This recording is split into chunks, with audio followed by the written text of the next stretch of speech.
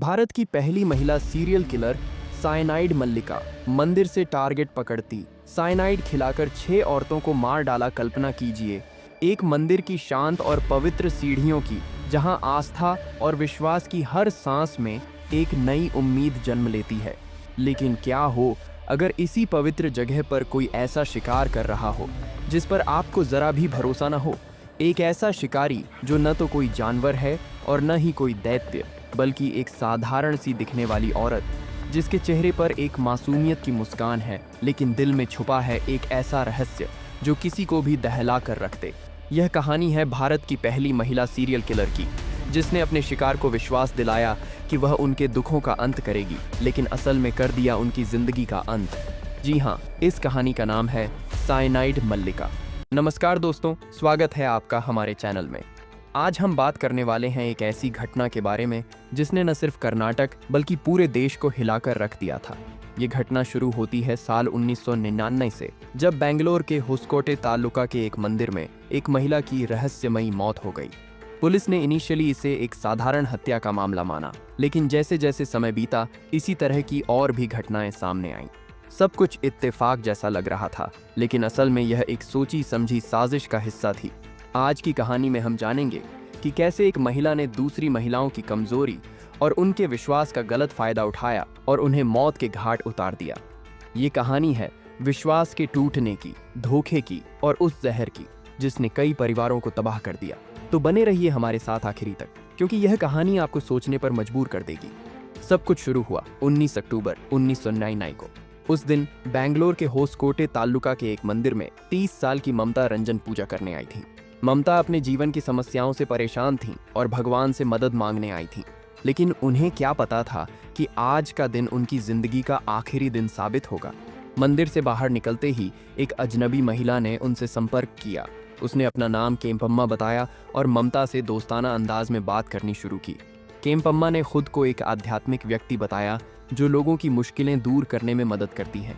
उसने ममता को यकीन दिलाया कि साधारण पूजा से कुछ नहीं होगा, बल्कि एक विशेष तांत्रिक अनुष्ठान की जरूरत है।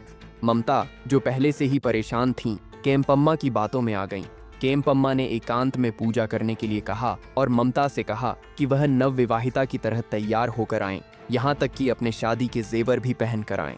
ममता ने उसकी हर बात मान ली। नियत दिन ममता पूरी तरह से तैयार होकर पूजा स्थल पर पहुंची। केम्पम्मा ने पूजा की रस्म शुरू की और एक पल ऐसा आया जब उसने ममता को एक कटोरे में रखा एक विशेष जल पीने के लिए दिया। उसने कहा कि यह एक पवित्र जल है जो उनकी सारी परेशानियां दूर कर देगा। ममता ने जैसे ही वह जल पिया, उनका शरीर तड़प उठा और वह वहीं गिर पड़ी। केम्पम्मा ने ठंडे दिमाग से उनके जेवर उतारे और वहां से चली गई। ममता की मौत की खबर ने पूरे इलाके में दहशत फैला दी। पुलिस ने एक साधारण हत्या या डकैती का मामला माना, लेकिन जल्द ही उन्हें हैरान कर देने वाली जानकारी मिली। पोस्टमार्टम रिपोर्ट में सामने आया कि ममता की मौत की वजह थी पोटेशियम साइनाइड नाम का जहर। ये जहर इतना खतरनाक था कि सेकंडों में किसी की जान ले सकता था। पुलिस हैरान थी कि आखिर किसी के पास इतना खतरनाक जहर क्यों होगा और क्यों कोई इसे एक मासूम महिला को पिलाएगा। इसके बाद पुलिस की नज़र उन अनसुलझी मौतों पर गई जहां महिलाओं की मंदिरों के आसपास संदिग्ध हालत में मौत हुई थी। हैरानी की बात यह थी कि सभी मामलों में एक जैसी ही परिस्थितियां थीं। हर बार एक अजनबी महिला पीड़िता से संपर्क करती, उसे किसी तांत्रिक अनुष्ठान का लालच देती और फिर अचानक उसकी मौत हो जाती। पुलिस को अब अंदाजा हो गया था कि यह कोई आम अपराधी नहीं, बल्कि एक सीरियल किलर है जो महिलाओं का भरोसा जीतकर उन्हें मार रहा है। जांच आगे बढ़ी तो एक बड़ा खुलासा हुआ। केम्पम्मा का असली नाम के डड्डी केम्पम्मा था और वह एक धोखाधड़ी और चोरी में पहले भी जेल जा चुकी थी। उसकी शादी एक दर्जी से हुई थी, लेकिन उसका वैवाहिक जीवन सुखी नहीं था। 1998 में उसके पति ने उसे घर से निकाल दिया था। इसके बाद उसने छोटी मोटी चोरियां शुरू की और एक बार पकड़ी भी गई, जिसके बाद उसे 1 साल की जेल हुई। जेल से छूटने के बाद उसने एक चिट फंड का धंधा शुरू किया, लेकिन इसमें उसे भारी नुकसान हुआ। इसी दौरान उसने एक सोने के व्यापारी के यहाँ काम करना शुरू किया। यहीं पर उसने साइनाइड के बारे में जाना, जिसका इस्तेमाल जेवर साफ करने में होता था। उसके दिमाग में एक शैतानी विचार आया, क्यों न इस जहर का इस्तेमाल महिलाओं को लालच देकर उनके जेवर लूटने में किया जाए। उसने सोचा कि अगर वह महिलाओं को किसी तांत्रिक अनुष्ठान का लालच देगी तो वे आसानी से उसके जाल में फंस जाएंगी और फिर वह उन्हें साइनाइड का जहर पिलाकर उनके जेवर लूट लेगी।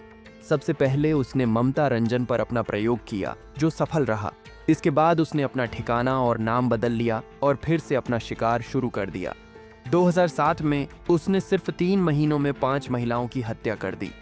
हर बार उसकी रणनीति एक जैसी थी, मंदिरों में अकेली और परेशान महिलाओं को ढूंढना, उनसे दोस्ती करना, उनकी समस्याओं का हल बताने का दावा करना और फिर एकांत में पूजा के बहाने साइनाइड का जहर पिलाकर उनके कीमती जेवर लूट लेना। पुलिस के लिए यह केस एक बड़ी चुनौती था, क्योंकि अपराधी एक महिला थी और उसने कभी भी कोई गलती नहीं की थी। हर बार वह इतनी सावधानी से काम करती कि कोई सबूत नहीं छोड़ती। लेकिन आखिरकार 31 दिसंबर 2008 को पुलिस ने एक मुखबिर की मदद से उसे गिरफ्तार कर लिया। गिरफ्तारी के वक्त उसने अपना नाम जयम्मा बताया, लेकिन पुलिस ने उसे पहचान लिया। उसके पास से शिकार महिलाओं के जेवर और साइनाइड की शीशी बरामद हुई। केम्पम्मा के खिलाफ मुकदमा चला और उसे 2 हत्याओं के लिए फांसी की सजा सुनाई गई, जिसे बाद में उम्र कैद में बदल दिया गया। आज भी वह बेंगलोर की जेल में सजा काट रही है। इस केस ने न सिर्फ पुलिस बल्कि पूरे समाज को हिलाकर रख दिया। लोगों को यह समझ में नहीं आ रहा था कि एक महिला इतनी बर्बरता से दूसरी महिलाओं की हत्या कैसे कर सकती है। केम्पम्मा, जिसे अब साइनाइड मल्लिका के नाम से जाना जाता है, पर कम से कम 6 हत्याओं का आरोप लगा था, लेकिन माना जाता है कि उसके शिकार की संख्या इससे भी ज्यादा हो सकती है। इस केस की एक दिलचस्प बात यह है कि 2017 में जब तमिलनाडु की पूर्व मुख्यमंत्री जेमिनोपी जयललिता की सहेली शशिकला को जेल हुई थी, तो केम्पम्मा और शशिकला एक ही जेल में थीं। कहा जाता है कि केम्पम्मा जयललिता की बहुत बड़ी फैन थी और उसने शशिकला से मिलने की बार बार मांग की थी। हालांकि जेल अधिकारियों ने सुरक्षा कारणों से शशिकला को दूसरी जेल में ट्रांसफर कर दिया था। ये कहानी सिर्फ एक सीरियल किलर की नहीं, बल्कि उस सामाजिक सच्चाई की भी है जहां लोगों की आस्था और विश्वास का गलत फायदा उठाया जाता है। केम्पम्मा ने न सिर्फ 6 महिलाओं की जान ली, बल्कि उनके परिवारों को एक ऐसा दर्द दिया जो कभी खत्म नहीं होगा। इस केस ने यह भी उजागर किया कि कैसे एक व्यक्ति की निराशा और लालच उसे इतना बड़ा अपराधी बना सकती है। दोस्तों, यह कहानी आपको कैसी लगी? क्या आपको लगता है कि ऐसे अपराधों को रोकने के लिए समाज और पुलिस को और सचेत रहने की ज़रूरत है? हमें कमेंट करके ज़रूर बताएं। अगर आपको ऐसी रहस्यमयी और सस्पेंस से भरी कहानियां पसंद हैं, तो हमारे चैनल को सब्सक्राइब करना न भूलें। सब्सक्राइब बटन पर क्लिक करें और घंटी आइकन को दबाएं ताकि आप हमारी आने वाली वीडियोस से जुड़े रहें।